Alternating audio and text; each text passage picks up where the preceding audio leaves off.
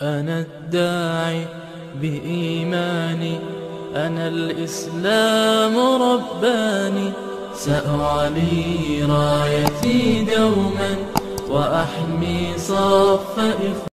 Mari kita sejenak menikmati satu ayat. Tadi malam sudah kita nikmati satu ayat.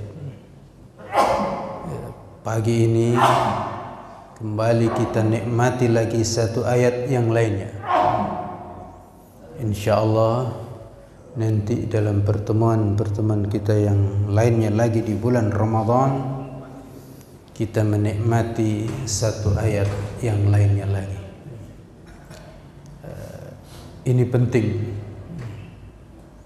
Silakan digunakan di bulan Ramadan itu untuk menikmati ayat-ayat Allah. Tapi jangan hanya puas kulitnya sampai isinya gitu. Ibarat makan buah itu ya jangan hanya cukup kulitnya. Memang enak itu, ada buah itu yang kulitnya saja sudah enak gitu. Tapi isinya tentu lebih enak. Lah kita jangan terjebak hanya makan kulit gitu. Jangan terjebak hanya makan kulit. Karena Al-Quran itu diturunkan oleh Allah Subhanahu wa Ta'ala. Iya betul, memang untuk dibaca, tapi bukan sekedar untuk dibaca, untuk dimengerti, untuk difahami, hingga selanjutnya ya tentu saja untuk diamalkan, bahkan untuk diperjuangkan hingga Al-Quran itu menjadi tata aturan pedoman hidup dalam kehidupan di dunia. Jadi Al-Quran itu pedoman umat manusia di dunia, bukan nanti untuk di akhirat. Di akhirat nanti manusia nggak perlu lagi pedoman, karena di akhirat itu ya tempatnya sudah jelas, tinggal neraka atau surga, nggak perlu lagi pedoman. Pedoman itu dibutuhkan kita hidup di dunia. Nah, Allah Subhanahu wa Ta'ala tidak menurunkan pedoman lain kecuali Al-Quran setelah diutusnya Nabi Muhammad sallallahu alaihi wasallam. Dibantu agar enggak ya, oh. Nanti boleh diulang lagi, didengarkan. Nah, Bapak, Ibu, dan saudara-saudara sekalian, mari kita nikmati firman Allah Subhanahu wa Ta'ala, lanjutan dari ayat yang tadi malam, ayat 188. Allah Subhanahu wa Ta'ala berfirman, wala ta'kulu, dan janganlah kalian makan, amwalakum, harta benda kalian, bainakum, di antara kalian, bil batil, dengan cara yang batil. Artinya dengan cara yang tidak sah, dengan cara yang tidak benar. Wa tudlu biha ilal hukam, dan jangan pula kamu membawa harta benda itu kepada hukam, hakim, pengadilan. Litakulu, agar kalian bisa makan, fariqa, sebagian, min amwalin nas, dari harta benda orang lain. Itu bukan hartamu, kamu bawa ke pengadilan supaya itu menjadi milikmu. Bagaimana caranya? Karena misalnya harta benda itu ya milik si fulan, tapi si fulan tuh nggak punya bukti, nggak tahu buktinya hilang. Dan dengan cara bagaimana begitu buktinya ada pada dia, ya setidaknya ada di tangannya. Dibawa ke pengadilan supaya apa? Supaya dimenangkan dia. Karena tahu pihaknya buktinya lemah, sementara harta itu ada pada dirinya. Ya, pengadilan itu kan menghukumin sesuai dengan alat bukti, zahir saja. Seperti kasus yang pernah terjadi antara Imam Ali dengan orang Yahudi. Baju besinya hilang. Ternyata Imam Ali tahu itu ada orang Yahudi yang pakai, maka dituntut oleh Imam Ali. Orang Yahudi enak saja, ini milikku, buktinya saya pakai. Imam Ali ternyata nggak punya bukti, nggak ada kwitansi zaman itu, belum difoto juga. Baju besi kan banyak. Maka hakim tanya, wahai khalifah imam, kira-kira begitu, apa buktinya kalau itu milik anda? Buktinya nggak ada, nggak punya. Saksi ada, anak saya. Wah, kalau saksi anak nggak bisa diterima. Maka terpaksa ya pengadilan memenangkan Yahudi. Imam Ali kalah. Bayangkan, seorang khalifah itu kalah di pengadilan. Yang ngadilin itu kan hakim, kan tentu bawaan. Tapi karena hakim memutuskan perkara itu sesuai dengan zahirnya saja.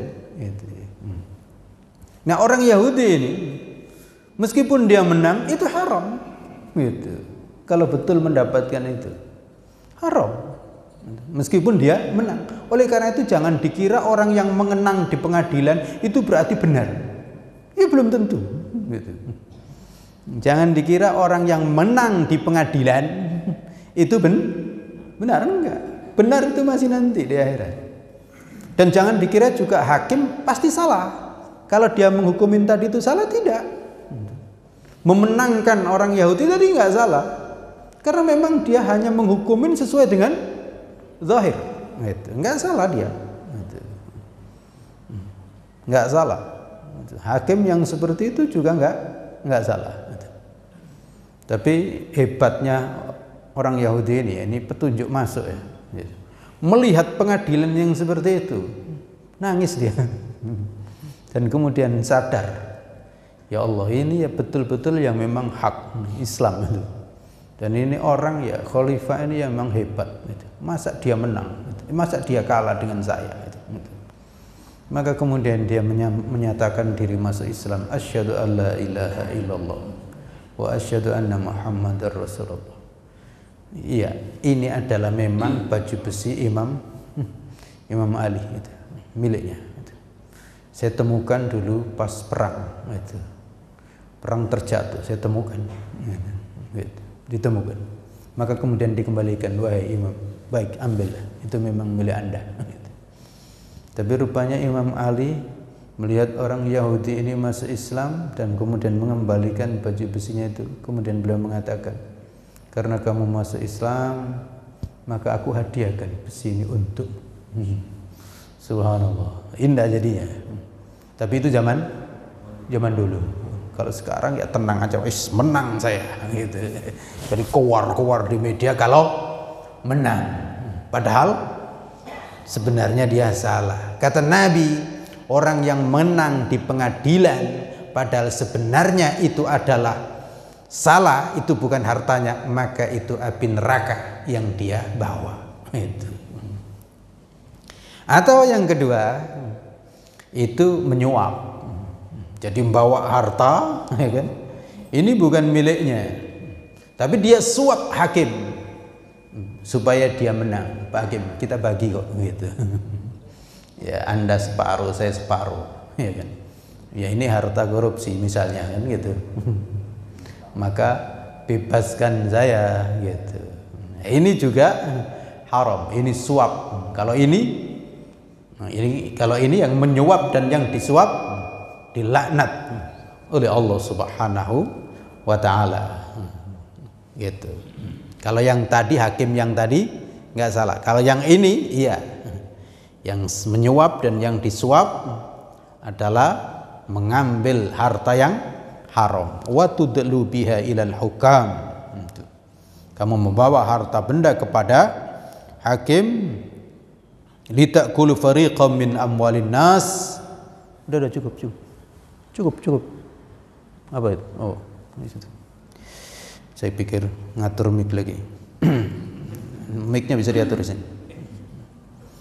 Litakulu fariqam min amwalin nas, agar kalian makan sebagian daripada harta orang lain bil itsmi, dengan cara yang batil, dengan cara dosa. Wa antum ta'lamun, padahal kalian itu tahu. Kalian itu tahu bahwa orang itu kan tahu pada dasarnya ini harta saya atau tidak, kan tahu. Soal harta itu nyaris nggak bisa dipungkiri. Ini milik saya atau bukan? Kecuali dalam kondisi tertentu sendal. Sendal mirip, langsung bawa begitu saja. Ya apa boleh buat? Ya kan nggak tahu. Gitu. Tapi ketika tahu di rumah, loh ini bukan sandal saya, maka cepet-cepet besok lusa misalnya dibawa lagi. Nggak tahu siapa yang punya, pokoknya cari sandalnya, itu tukar lagi. Ya, bisa terjadi. Tapi kalau harta benda, motor misalnya, ya masa keliru? Ini kayaknya motor saya. Padahal tadi ke masjid nggak bawa motor. Ya kan nggak mungkin. Masa keliru? Nah, Bapak, Ibu, dan saudara-saudara sekalian, ayat ini mengarahkan kepada kita bahwa persoalan harta benda, persoalan makan dan minum, ini persoalan yang penting untuk diperhatikan tata aturannya. Di situ ada halal dan ada haram. Maka ayat ini Allah sebutkan setelah ayat-ayat tentang puasa. Kita puasa itu kan formalitasnya menjaga tidak makan dan tidak minum, itu diantara yang paling utama. Dan di bulan puasa itu kan kita tidak makan dan tidak minum, itu sebenarnya bukan terkait dengan makanan-makanan yang secara zatnya haram, bukan daging babi, bukan itu, ya kan? Tapi kita nggak minum, ya yang halal itu, nasi juga begitu. Tapi ini dibatasi oleh Allah, jangan dimakan sampai nanti maghrib, sampai nanti waktunya, gitu. Sampai nanti waktunya. Jadi nasi itu ada di hadapan kita, kalau belum waktunya maka belum halal. Air putih itu bisa menjadi haram karena belum datang waktunya. Belum datang waktunya. Ini juga sama dalam persoalan hubungan laki-laki dan perempuan. Kalau belum waktunya belum boleh. Jangankan tidur berdua, megang-megang saja nggak boleh. Gitu. Berduaan juga jangan nggak boleh. Karena belum waktunya, meskipun kira-kira waktunya itu tinggal 1 minggu, ya kan? Ya sudah, misalnya mau janji akad nikah minggu depan, lu sekarang nggak bisa dibawa ke Pantai Panjang, itu nggak bisa. Sekedarnya aja kok Pak Ustadz foto sebentar, nggak bisa. Foto sebentar, sama dengan nyicip sebentar, kan nggak boleh kan? Nyicip sebentar saja kok, dikit gitu. Sesendok saja, ya nggak bisa. Meskipun sesendok, meskipun tinggal 5 menit maghrib itu, nggak bisa. Kalau tinggal 5 menit, kok kemudian kita nyicip 1 sendok, gimana? Sama dengan minum 1 jerigen, meskipun satu sendok. Begitulah, karena ada aturan halal dan haram. Ini termasuk harta benda. Jadi harta benda, makanan dan minuman itu jangan dibayangkan yang haram itu babi, darah, celeng. Ya babi, celeng itu sama. Kata orang kampung, celeng ini Pak Ustadz bukan babi. Ya sama itu. Gitu.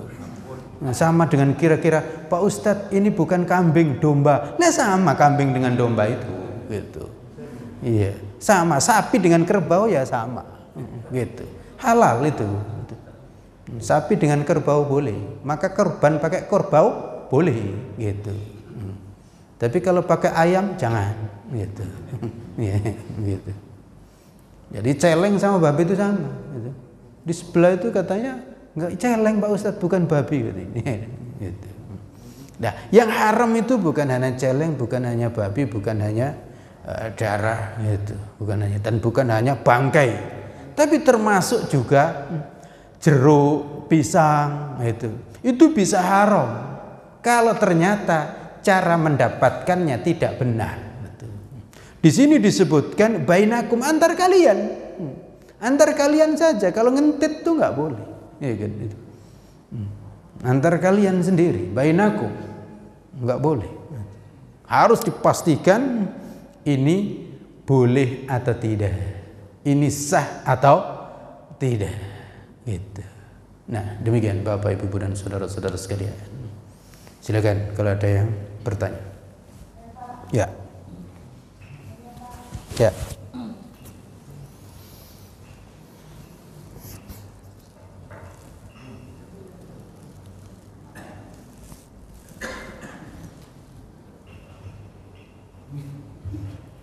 Assalamualaikum warahmatullahi wabarakatuh. Waalaikumsalam warahmatullahi wabarakatuh. Ini di luar tema ya Pak. Saya mendapatkan video itu di WhatsApp.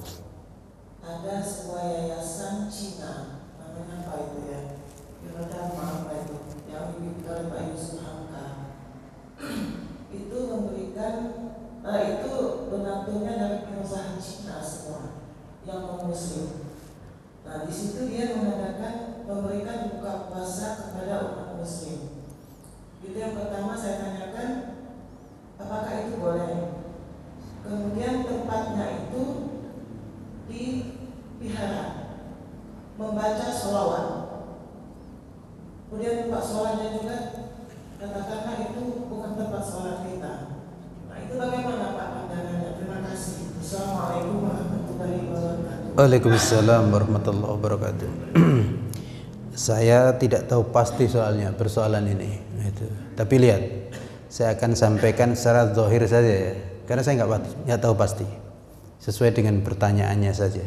Dan saya ingin semua memastikan, jangan langsung kemudian percaya begitu saja terhadap sesuatu yang ditunjukkan itu, karena belum tentu.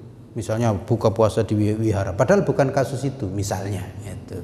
Jangan hanya ditelan gitu aja, gitu. Yang pertama yang Pak Yusuf Hamka itu setahu saya Muslim. Ya. Kenapa namanya Hamka? Beliau dulu gandrung sama Buya Hamka katanya, gitu. Dia pengusaha Muslim Chinese, gitu. Katanya, gitu. Tapi bagaimana keislamannya yaitu urusan dia, gitu. Itu yang pertama. Yang kedua, ya dia menghimpun dana-dana ya boleh saja, ya kan. Yang penting itu tadi halal atau tidak, ya kan. Dalam berusaha ya kemudian di sana ada orang Islam, ada orang ini ya halal, nggak ada masalah, asal memang nggak nyuri, gitu. Karena apa? Meskipun harta benda orang kafir nggak boleh juga kita curi, gitu.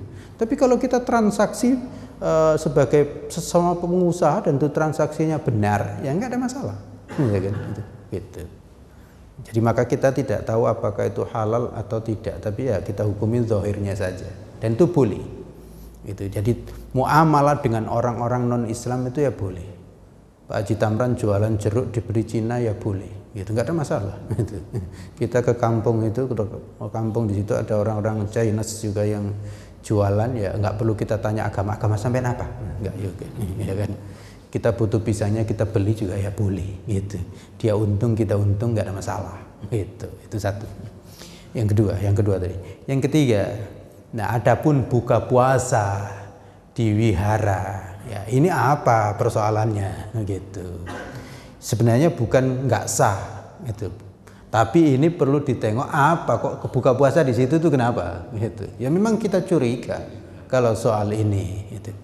Ini jangan-jangan ada semacam gerakan untuk mencampur adukkan agama. Nah ini yang nggak benar, gitu. Maka hati-hati.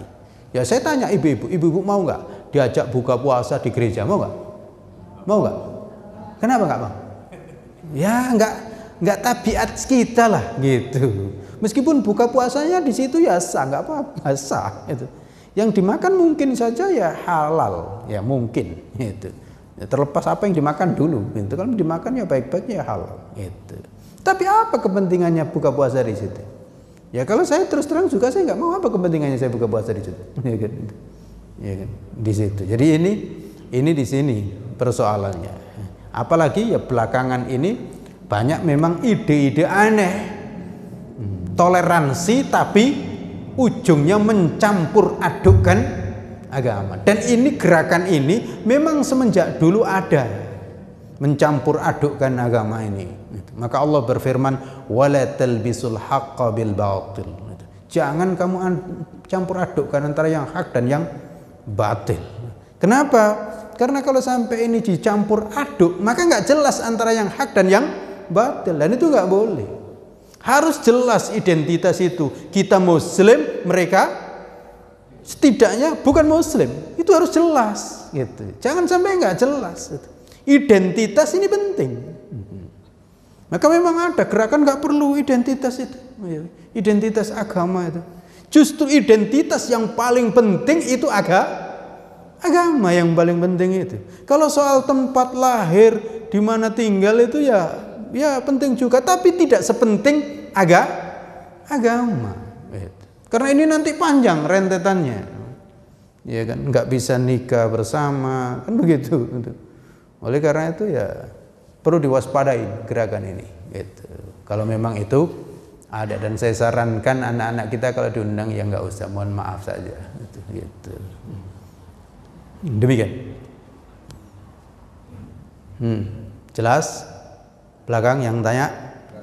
Ya. Terima kasih. Assalamualaikum warahmatullahi wabarakatuh. Waalaikumsalam warahmatullahi wabarakatuh. Ini masalah hutang. Apa? Masalah hutang. Iya. Kita urusan dagang, kemudian sebulan ini belum bisa membayar, berjanji, kemudian kita beberapa kali menagih hutang tersebut. Pada akhirnya sebulan ini meninggal.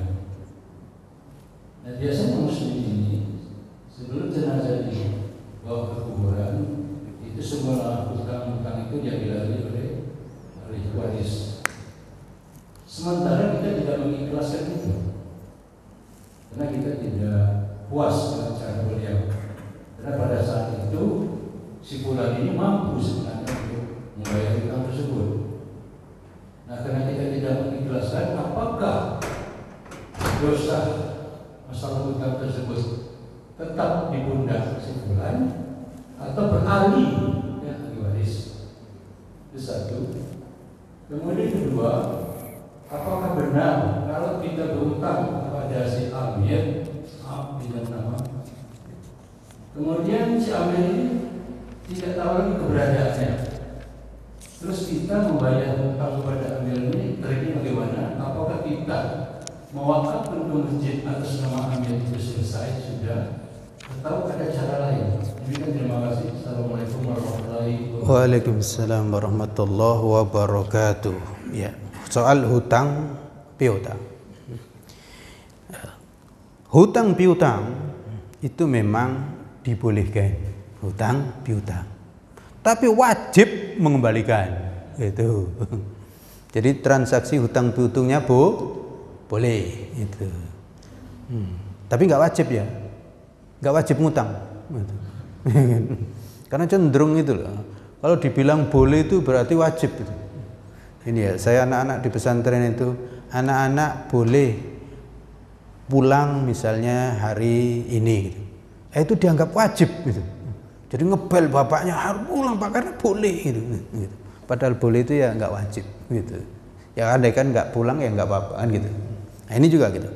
Hutang piutang itu boleh. Dan memang bagi yang memberikan hutang, kalau ini sifatnya menolong, ya memang bagus. Itu mirip atau setara dengan sedekah. Karena kadang-kadang memang memberikan hutang itu menjadi bantuan yang lebih penting daripada ngasih sedekah. Itu bisa. Gitu. Tapi wajib mengembalikan bagi yang dihutang. Artinya apa? Kalau tidak dikembalikan berarti dosa. Gitu. Karena wajib. Gitu. Dia mengembalikan ini wajib. Gitu. Dan kalau wajib, ya wajib. Kalau nggak dikembalikan di dunia, nanti ya urusannya di akhirat. Karena urusan kalau belum selesai di dunia itu nanti di akhirat. Gitu. Kayak tadi lah pengadilan. Gitu. Kayaknya selesai kan di pengadilan, belum. Kalau ternyata pengadilan itu nggak benar, gitu kan, maka nanti diselesaikan di akhirat. Sama hutang ini juga. Nah, ada orang meninggal dunia punya hutang, terus ditanggung oleh ahli warisnya, ya kan? Ini kami tanggung. Itu perlu diketahui. Sebelum dia mengucapkan itu pun, orang yang meninggal dunia itu harus dipastikan dia punya harta tidak? Punya harta? Pak Haji? Ya. Dia punya harta nggak? Sementara dagang ini terjadi di Pekanbaru. Enggak, saya ingin nggak usah terjadinya. Yang meninggal itu punya harta tidak? Ada yang punya harta, ada yang tidak. Yang ditanyakan itu punya nggak? Dua-dua saya alami semua. Dua-duanya nggak, satu nggak punya? Ya. Yang satu punya? Ya. Ya. Yang satu yang punya harta itu perlu diketahui, yang punya harta, ya kan? Yang punya harta, maka hartanya yang ditinggalkan itulah harus digunakan untuk membayar utang. Ini kan sudah sering kita terangkan. Ingat ya, orang meninggal dunia itu, peninggalannya itu tidak boleh diwarisi sebelum diselesaikan 3 hal. Pertama, hutangnya. Hutangnya selesaikan. Hutangnya ini harus diselesaikan. Dia punya hutang berapa? 100 juta misalnya. Punya hutang, punya harta 1 miliar, maka potong 100 juta untuk bayar hutang. Gitu. Potong lagi pengurusan jenazah, kain kafannya, gali kuburnya, mungkin dia kemarin sakit, ambulannya dan seterusnya, bayar untuk itu penyelenggaraan jenazah. Itu sebenarnya. Lalu kemudian yang ketiga, wasiatnya. Kalau ada wasiat, misalnya dia berwasiat, nah kalau bapak meninggal dunia, saya berwasiat harta ini untuk kasihkan anak yatim 50 juta. Kasih Masjid Al-Iman 50 juta. Ya kan? Harus ditunaikan gitu. Selama tidak lebih dari 1/3 dari harta. Kan belum 1/3 tadi kan? 1 miliar dikurangin 50. 100, baru 1/10, ya kan? Belum 1/3. Maka keluarkan gitu. Kalau lebih dari 1/3 itu tergantung. Kalau ahli warisnya rela, boleh. Kalau ahli warisnya nggak rela, ya cukup 1/3 saja. Gitu. Jadi 3 selesai ya. Nah, setelah selesai, baru harta yang dikurangin tadi dibagi dengan ahli warisnya, gitu. Mana kakak, mana adik dan seterusnya. Ini pakai Quran juga baginya, gitu. Jangan asal-asalan saja. Gitu. Udah untuk saya saja yang ini, untuk kamu yang ini. Enggak bisa, akhirnya bentrok, rusak itu. Jadi kalau diselesaikan dengan hartanya, insya Allah bebas. Gitu. Yang enggak punya harta bagaimana? Yang enggak punya harta, kalau tadi ada ahli warisnya yang nanggung, iya, berarti menjadi tanggungan ahli waris. Gitu. Atau meskipun enggak ahli waris, orang lain juga boleh. Ya kan? Orang lain juga boleh. Ini saya yang menjamin hutangnya. Boleh gitu. Dan insya Allah ya dengan demikian ya mudah-mudahan ya selesai karena ada yang jamin.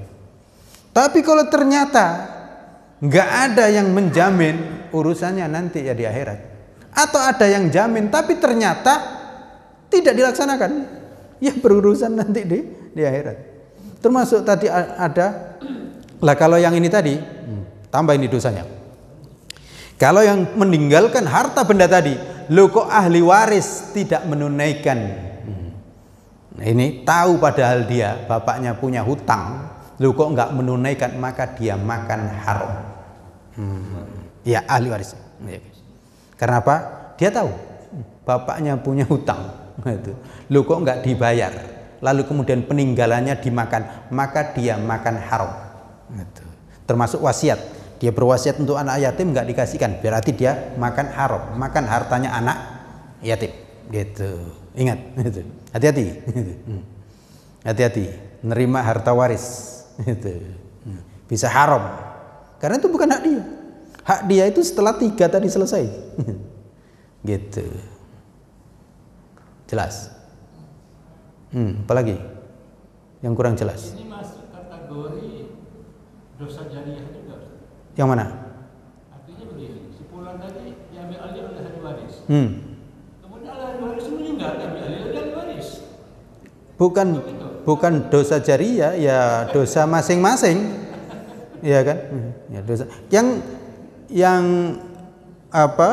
Wallahu alam, nanti dia berdosa atau tidak ya yang meninggal itu karena dia punya harta dan anaknya tahu. Gitu. Anaknya tahu bapaknya punya utang dan punya harta. Loh kok nggak ditunaikan? Gitu. Padahal itu menjadi kewajiban ahli waris. Gitu. Menjadi kewajiban itu karena ada harta, kecuali kalau nggak ada harta. Gitu. Anak yang nakal nggak tahu saya, nggak mau saya ngeluarin uang untuk membayar bapak. Gitu. Tapi kalau harta yang ditinggalkan oleh bapak tidak bisa, harus kamu bayar dengan harta yang ditinggalkan oleh bapak itu. Gitu. Tapi anak begitu ya, yang tadi bapaknya punya utang, dia punya uang banyak, lu nggak mau bayar, ya durhaka juga kali. Gitu. Ya iyalah. Kecuali kalau bapaknya kaya, dan kalau bapaknya kaya dari harta peninggalan tadi, bukan ngambil milikmu kok. Gitu. Harta bapakmu sendiri, lu kok kamu ambil sendiri, utangnya nggak dibayar, gitu. Jelas. Dan hati-hati, meskipun harta waris itu bisa haram, ini termasuk tadi bil batil.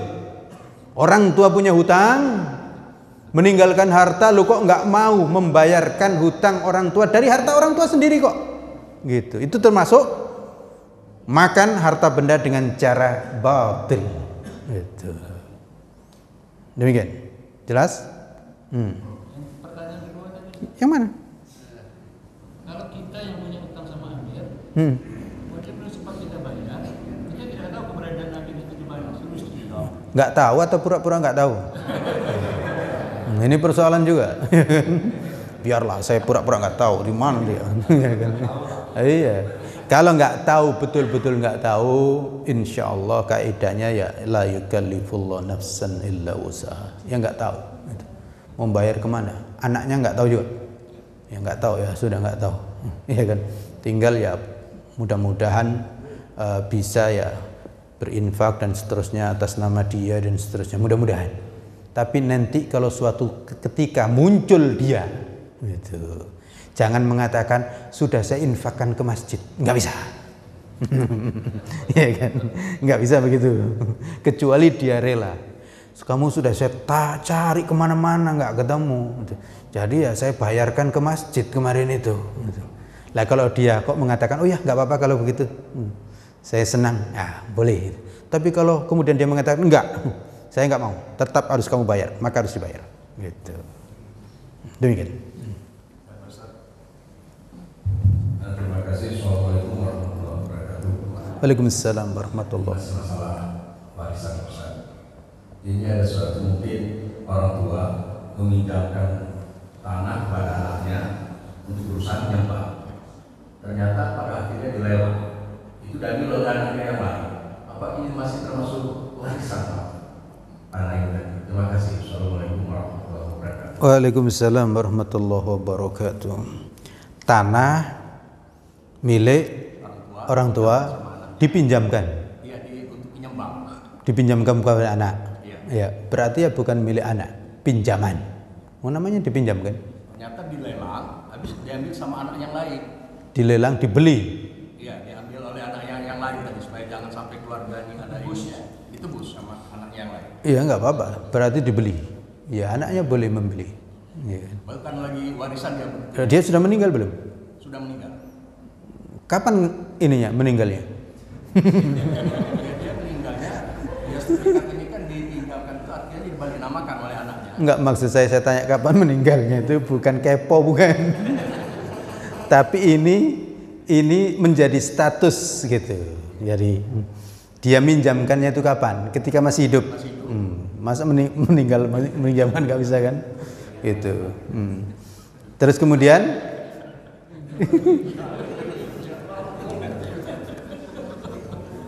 jadi dia meninggal, jadi pinjamkan. Maka berarti statusnya ini belum dicabut sama bapaknya. Berarti ini termasuk harta waris, harta bapaknya. Jadi tanah ini milik bapaknya, gitu. Karena statusnya ke anak tadi pinjaman, gitu. Dibeli oleh oleh saudaranya, berarti itu beli kepada bapak, maka harga beli, harga yang diterima itulah yang menjadi waris. Gitu. Kan dia dapat. Gitu. Paham? Tapi ini bukan diterima sama anaknya yang dipinjamin tadi ya, dikasih ke bank ya. Jadi hilang, nggak ada masalah. Hilang sama sekali harta itu.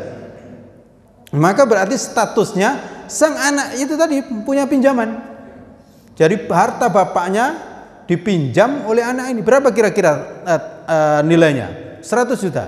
Maka berarti ada harta waris 100 juta di dia. Betul. Sisanya kalau lebih harganya tadi itu untuk yang ambil tadi apa Ustaz? Yang ini tadi yang nebus. Ya bukan. Ini sebagai harta waris. Misalkan nilainya 50 juta. Ya. Pada saat dia pinjam bank, itu ditebus sama anak yang lain. Berapa? Pada saat ini harga tanah juga lebih. Iya, berapa? 100 juta. Iya. Berarti kan bayar 50 juta. Ya. Masih sisa 50 juta. Iya. Nah, maka yang menjadi harta waris adalah tetap 100 juta. Ya, ini anak punya hutang yang satu tadi. Kakak misalnya, adik yang membeli. Maka kakak punya hutang 50 juta. Nah, kalau hanya berdua, nah ini menjadi harta waris pas. Ya, jadinya kakak dapat 50 juta, adik dapat 50 juta. Maka kembali kepada diri sendiri. Nah, kalau hanya berdua, ya kan? Katakanlah hanya berdua dan nggak ada ahli waris lainnya. Ternyata sang ayah meninggalkan tanah seharga 100 juta. Karena ini masih di bank, nggak apa-apa.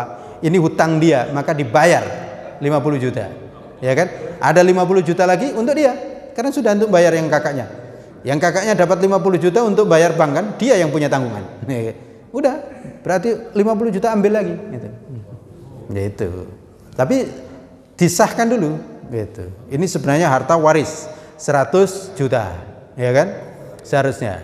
Nah, 100 juta dibagi. 100 juta kasih kakaknya. 100 juta kaki si adiknya. Yang 100 juta. Yang 50 juta kasih yang kakak yang punya utang tadi. Yang 50 juta ambil dia, gitu. Yang 50 juta dia gunakan terserah untuk nebus tadi bayar bank. Gitu. Jadi akhirnya sang adik dapat 50 juta, nggak jadi perlu mengeluarkan uang kan, hanya mengeluarkan 50 juta untuk adiknya tadi gitu. Ya, jelas. Oh bukan begitu, salah. Ini berumit 50 juta ini kan dia beli, ya kan, untuk beli makanya dibagi berdua gitu. Pokoknya coba dihitung matematika itu.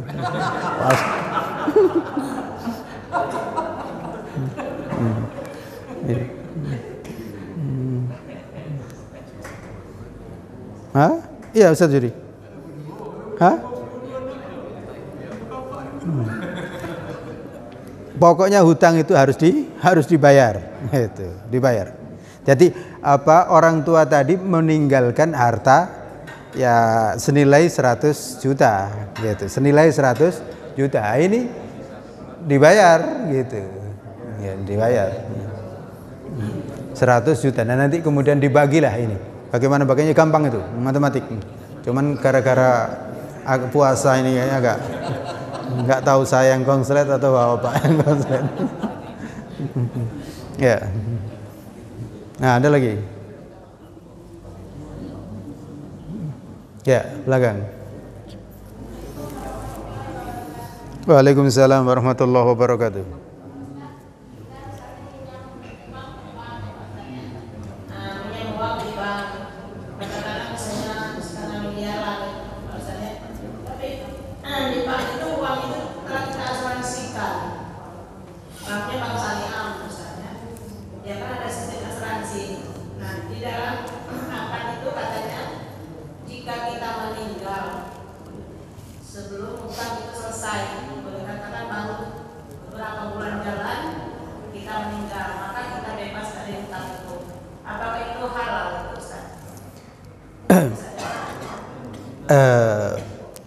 Kalau bank syariah, asuransi syariah, maka di situ ada kajian syariahnya.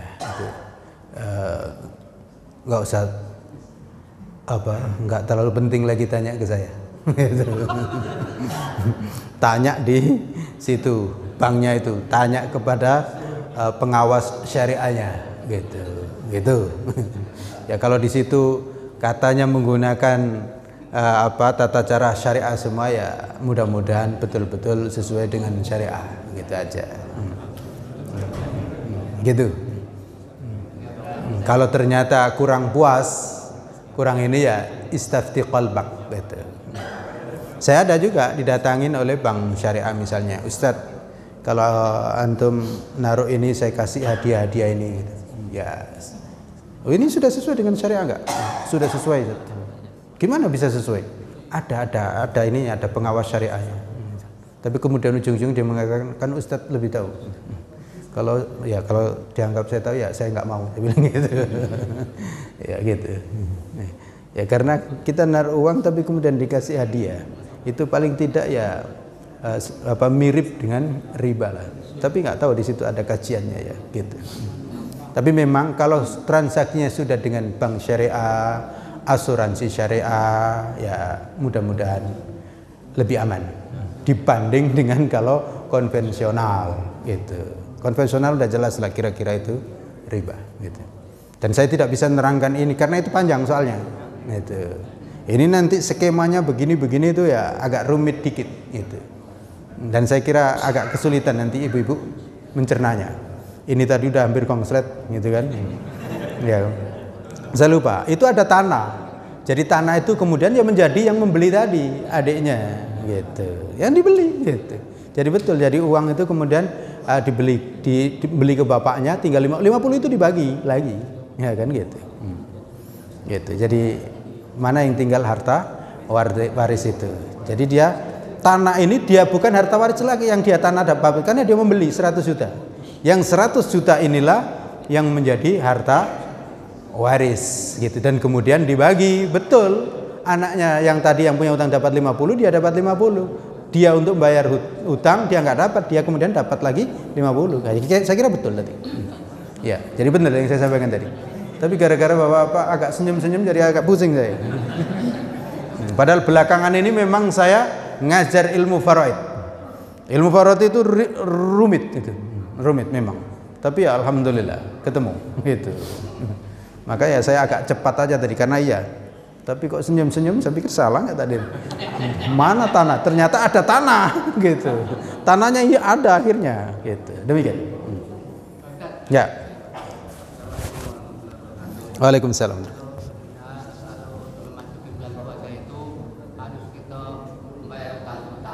Kenapa? Bulan puasa harus?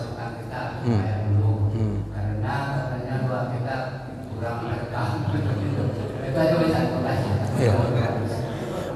Pertanyaannya katanya masuk bulan puasa harus bayar hutang-hutang dulu. Selesaikan dulu hutang-hutang. Ya, hutang ini sebenarnya hutang itu harus segera diselesaikan. Jangan nunggu bulan puasa. Harus segera diselesaikan.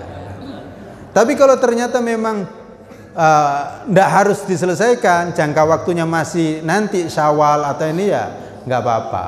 Gitu. Prinsipnya lebih cepat lebih bagus, karena kita nggak tahu ajal, ya kan.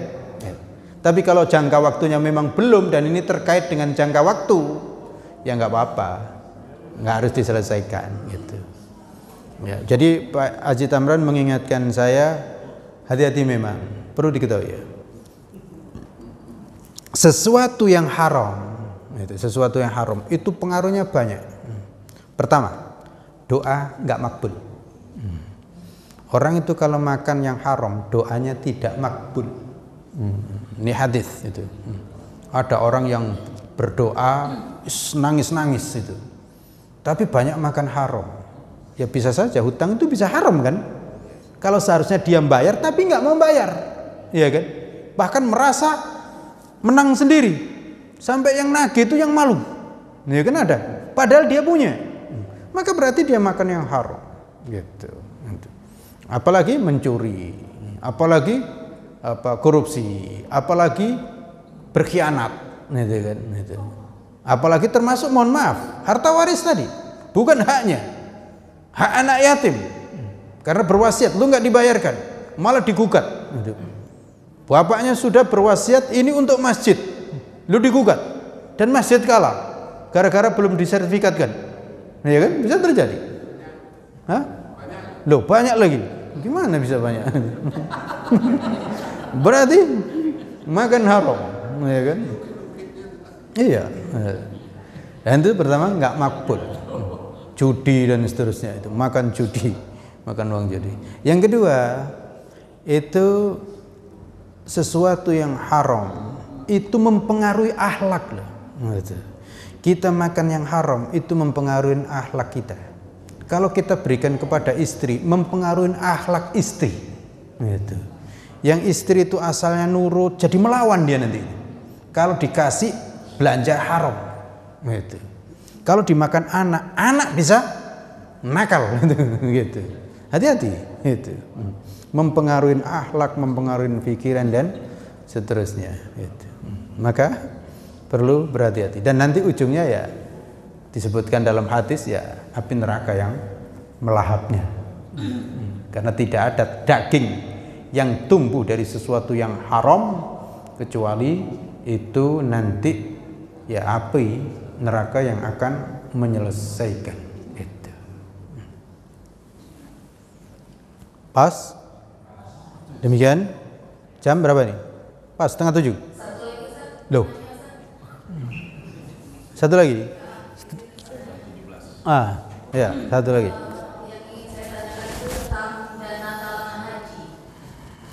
Nah, jadi pernah itu datang ke kantor dari pihak bank itu menawarkan tentang dana talangan haji.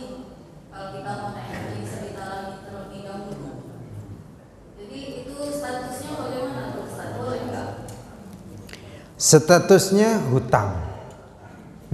Ya, statusnya hutang. Ini harus dipastikan dia bank syariah atau bukan. Kalau bukan bank syariah, pesan saya hindari. Karena transaksinya di sana transaksi ya tidak akan lepas dari ribawi. Riba itu haram, hati-hati. Riba itu haram. Makan riba atau memberikan orang makan riba, berhati-hati. Kalau ini transaksinya di bank syariah, ya seharusnya menggunakan landasan syariah. Tapi saya nggak tahu bagaimana dia bisa memberikan hutang itu, gitu. Atas dasar apa? Tapi karena di situ ada ulama-ulama yang setidaknya terjadi perbedaan pendapat. Memang ada yang mengatakan boleh, ada yang tidak. Tapi berarti ini hutang, gitu. Berarti ini hutang. Pertanyaannya, boleh tidak haji dengan uang utang? Tuh. Kalau saya boleh aja. Ya hutang kan boleh. Hutang untuk buat rumah boleh. Ya hutang untuk haji ya boleh. Boleh. Boleh. Ya saya jawabnya bolehnya, bukan wajib. Ingat. Gimana? Dengar dulu. Nanti bingung nanti. Boleh nggak haji dengan uang hutang? Saya jawab boleh. Boleh aja. Tapi yang perlu difikirkan bagaimana Anda mengembalikannya, gitu. Tapi sebenarnya orang haji dengan uang hutang itu belum wajib, gitu. Tapi bukan berarti nggak boleh, gitu. Belum wajib. Kalau saya belum punya uang, maka saya belum wajib haji. Tapi apakah saya boleh berhutang dan kemudian berangkat haji dengan hutang itu? Ya boleh. Tapi sebenarnya kalau Anda nggak haji, belum dosa, gitu. Bisa dimengerti? Hajinya sih sah saja menurut saya, sah, sah. Tapi kemudian dia punya tanggungan hutang, gitu. Iya. Ya, haji hutang, itulah. Maka dengernya kurang enak. Iya kan? Tapi ini persoalan denger ya, nggak apa-apa. Nah, kalau ternyata Sebenarnya dia itu punya uang kok gitu, tapi memang belum cash gitu. Dia punya jaminan, ya saya kira nggak ada masalah kalau yang seperti itu. Tapi kalau masih kembang kempis ya ntar dulu gitu. Nanti nggak enak haji hutang gitu. Jadi gelarnya HH. Kan ada haji apa itu? Ada haji apa dulu itu? Haji Nurdin itu apa? Haji Abidin. Nah, ini nanti haji HH gitu. Haji hutang gitu. Nah, itu persoalannya. Berikutnya saya ingin tambahkan, setahu saya talangan haji dari bank itu sudah dilarang oleh pemerintah. Gitu. Setahu saya dulu. Memang awalnya ya banyak gitu, tapi kemudian dilarang. Nah, kemudian berikutnya yang keempat, saran saya. Saran, belum tadi kalau hukum ya, hukum itu ya boleh, tapi saran saya kalau tidak sudah sangat jelas, tahan dulu gitu. Pastikanlah dulu punya uang dan kemudian berangkat. Ini saran ya, saran gitu. Apalagi hutangnya sekarang lalu berangkatnya 20 tahun yang akan datang, ya mending tahanlah dulu gitu. Gitu. Kemudian biasanya ada pertanyaan tambahan, Ustadz gimana kalau umroh saja dulu? Bagus, nggak ada masalah. Tapi belum haji Ustadz, nggak ada masalah. Gitu. Umroh dulu, karena ada kesempatan umroh, belum ada kesempatan haji, kok umroh dulu? Boleh nggak? Boleh. Gitu, boleh. Gitu. Tapi berarti masih wajib haji? Iya. Iya kan? Gitu. Kalau meninggal nanti Ustaz, ya nggak apa-apa, sudah umroh, gitu. Apa dalilnya? Nabi itu juga umroh dulu baru haji, gitu. Ada landasan juga. Nabi itu baru umroh dulu baru haji, gitu. Dan Nabi itu haji berapa kali? Ibu berapa kali? Kok sekali gimana Nabi? Iya memang sekali. Iya. Kok kita aja udah ngeper? Nabi itu hajinya sekali, terakhir, pertama dan terakhir. Sebelumnya apa? Umroh. Itu umroh, beliau umroh. Umroh kan nggak lama, cepat balik. Kalau haji beliau agak lama itu di sana. Demikian, jelas? Jelas ibu-ibu? Yang tanya belakang, gimana? Masih mau hutang?